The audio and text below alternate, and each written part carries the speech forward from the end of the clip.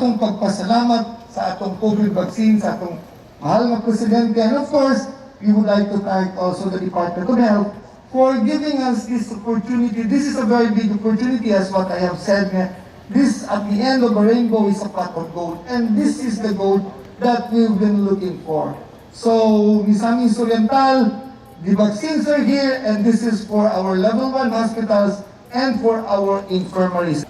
Once you get your vaccines today, escorted by our PNP, you will start vaccination immediately. We should not delay because every day matters. Everyone wants to be vaccinated, but yet we are giving it to the health workers. So thank you, Governor Imano, thank you, Dr. Derry. Again, thank you very much for the overwhelming support to the program for the vaccination against COVID-19.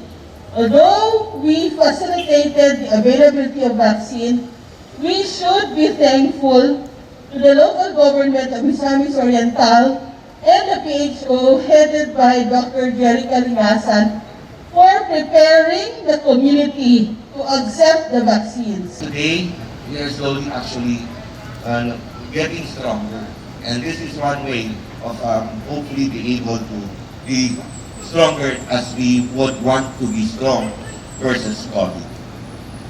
But you know what Spider-Man Sir Knight, Dr. Peralta said? Great powers comes with it great responsibility. But you will be carrying, Sir Knight, going back to Manticao and going back to the easternmost part of Magsaysay is actually an item far more valuable than money. But you will be carrying, Dr. Banawan, is far more valuable than a QR code or a Bitcoin. Really.